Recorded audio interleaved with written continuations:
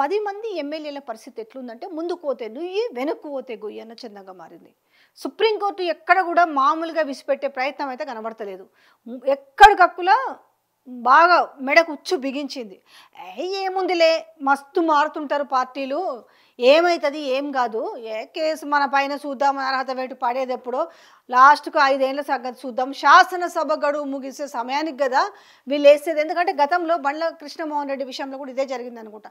Last ఇంకొక 20-30 రోజుల time కూడా లేదు, అప్పుడు డీకే అరుణ ఎన్నిక చెల్లింది, ఆయన మీద డిస్క్వాలిఫై జరిగింది.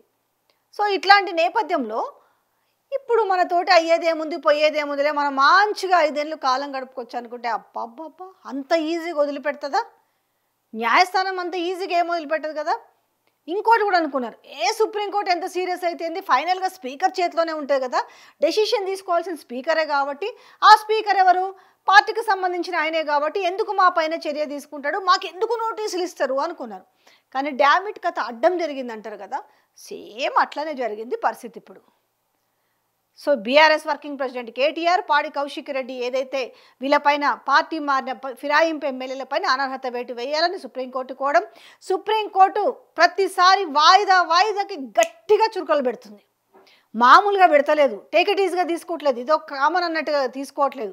ఖచ్చితంగా దీనిపైన చర్య ఉండాలి అని చెప్పేసి 3 నెలల్లో ఖచ్చితంగా 3 నెలల లోపే డెఫినెట్గా ఏదో ఒక డెసిషన్ తీసుకొని మాకు చెప్పాలనేసి స్పీకర్కి గట్టిగా వార్నింగ్ ఇచ్చింది.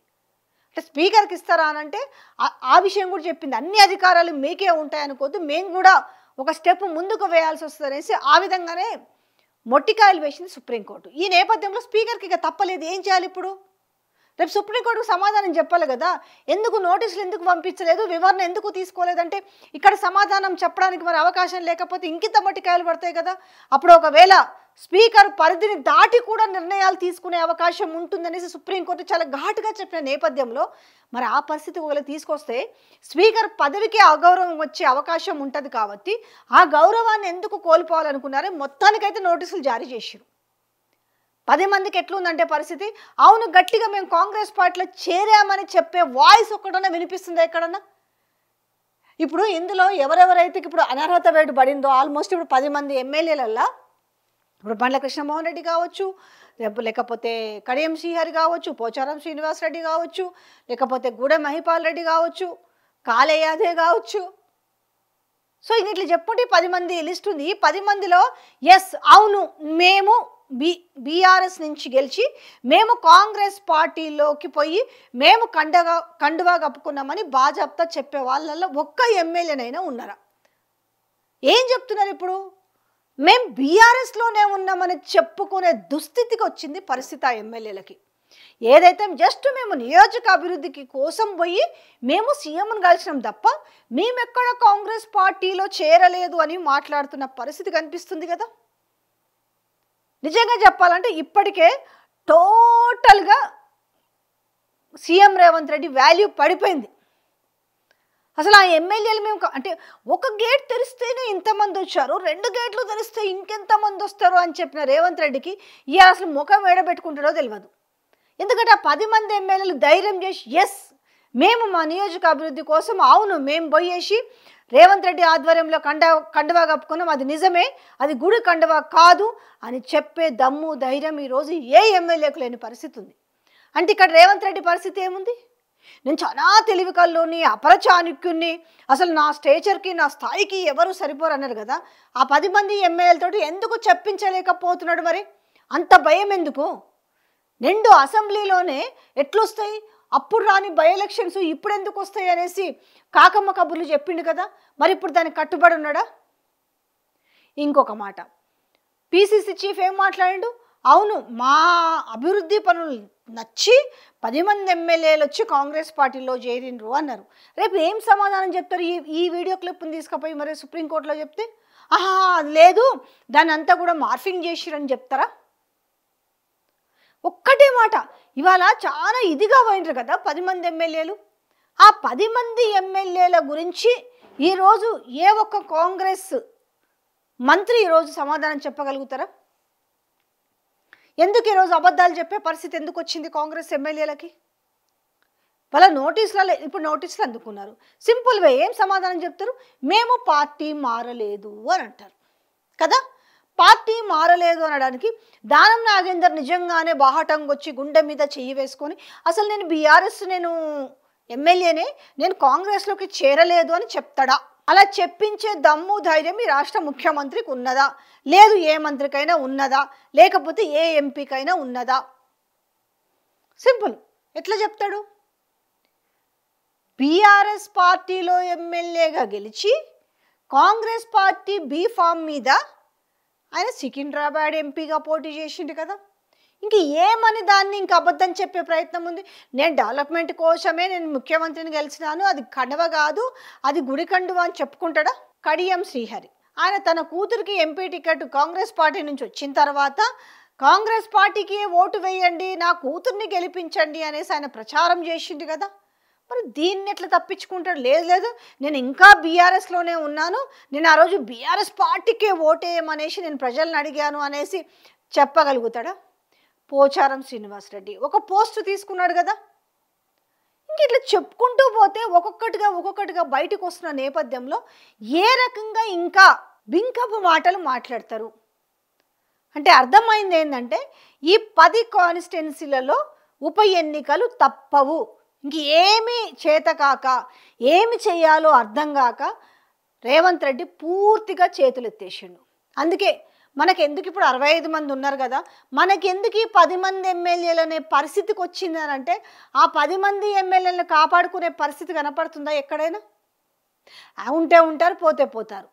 పాపం ఇప్పుడు బాధ వచ్చింది ఎందుకంటే ఇప్పుడు సింపతి చూపించాలనా? కొంచెం ఎక్కడన్నా మాట్లాడదాం. 10 మంది ఎమ్మెల్యేల పరిస్థితి ఉంది. ఈరోజు 10 మంది ఎమ్మెల్యేల పైన అర్హత వేటు పడితే మరి 10 మంది ఎమ్మెల్యేలకు బీ ఫామ్ ఇస్తారా? పోనీ కనీసం ఎస్ ఈ 10 మంది ఎమ్మెల్యేలకు మేము బీ ఫామ్ ఇచ్చి ఈ 10 మంది ఎమ్మెల్యేలు మేము గెలిపించుకుంటామనే చెప్పే ఒక మెసేజ్ పాస్ చేయడానికన్నా ముందుకొచ్చే ధైర్యం ఉందా? అది కూడా లేదు. ఎందుకంటే ఈ 10 మంది కాన్స్టిట్యున్సీలలో ఆల్రెడీ వీళ్ళ కాంగ్రెస్ కంటెస్టెడ్ ఎమ్మెల్యేలు ఉన్నారు. ఇప్పటికే ఈ పార్టీ మారి వచ్చిన ఎమ్మెల్యేలని కనీసం ఆ కాన్స్టిట్యున్సీలకు కూడా రాణిస్తలేరు. ఏది? కాంగ్రెస్ పార్టీ తరపున ఏ కార్యక్రమాలు ఉన్నా కూడా ఒక్క కాంగ్రెస్ పార్టీ కార్యకర్త కూడా ఈ బీఆర్ఎస్ ఎమ్మెల్యేలకు సపోర్ట్ చేస్తలేరు. ఈ నేపథ్యంలో మీరు ఈ 10 మంది ఎమ్మెల్యేలకి బీ ఫామ్ ఇస్తే అక్కడున్న కంటెస్టెడ్ ఎమ్మెల్యే నాకు సీటు ఇవ్వకున్నా పర్లేదు, బీఆర్ఎస్ నుంచి వచ్చిన ఎమ్మెల్యేలకు బీ ఫామ్లు ఇచ్చిరు అర్హత వేటేస్తే ఇప్పుడు మిమ్మల్ని గెలిపించాలా అని చెప్పి గెలిపిస్తారా? లేదు. ఇప్పుడు సపోజ్ పటాన్ చెరువు ఉంది, ఇప్పుడు కాటా శ్రీనివాస్ గౌడ్ కాదనేసి మైపాల్ రెడ్డికి సీట్ ఇస్తారా? ఒకవేళ ఇచ్చిండ్రే అనుకుందాం. మరి కాటా శ్రీనివాస్ గౌడు ఇప్పుడు ఆయన చేతిలోనే కదా, మొత్తం ముందు ఆయన వెనుకనే కదా కార్యకర్తలను కాపాడుకుంటుంది కావచ్చు, ఆ కాన్స్టిట్యున్సీని కాపాడుకుంటుంది కావచ్చు, ఆయనే కదా కాంగ్రెస్ పార్టీ తరఫున.